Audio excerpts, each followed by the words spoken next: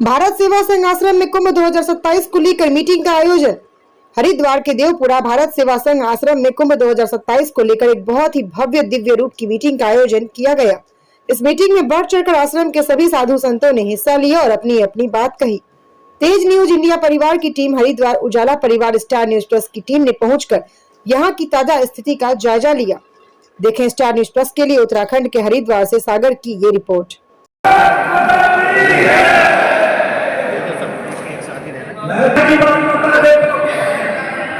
और वो राजनीति है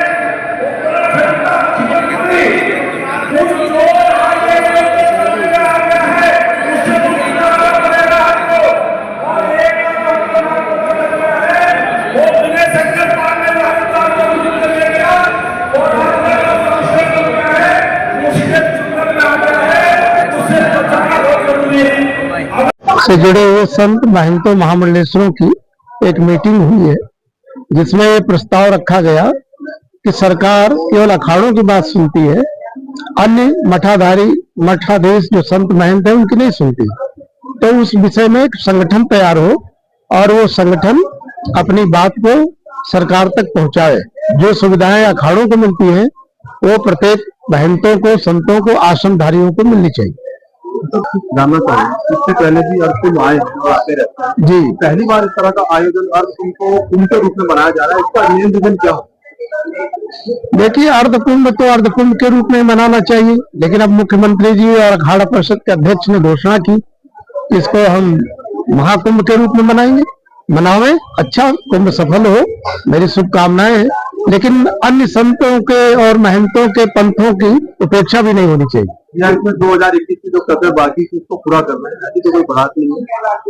अब ये राजनीतिक मामला आंतरिक पता नहीं क्या चल रहा है, ये तो अब मीडिया वाले आप लोग हैं, सामने आ जाएगा मैटर, लेकिन सबकी उपेक्षा नहीं होनी चाहिए। अचानक ऐसी बैठक बिठानी क्यों पड़ी?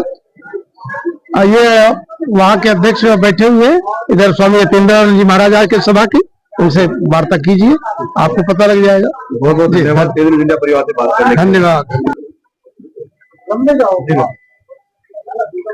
आज साधु समाज की जो बैठक हुई है उसमें किन किन मुद्दों को लेकर के बैठक की गई, चर्चा की गई और उनका क्या क्या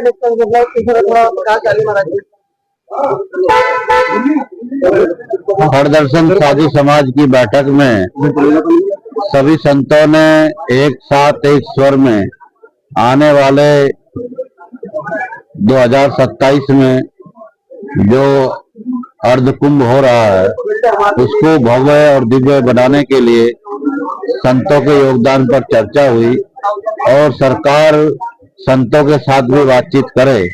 जो हरिद्वार का स्थानीय स्थानधारी साधु हैं, अनेकों संप्रदाय है, गरीबदासी, दादूपंथी, कबीरपंथी, निराकारी, वैष्णव, उदासी, ऐसे सभी प्रकार के जो स्थानधारी संत है, जिस प्रकार से आश्रम का योगदान कुंभ में होता है, उनको भी सरकार बातचीत करे, उनको भी इस कुंभ में सहभागी करे। इस विषय को लेकर आज संतों के साथ चर्चा हो।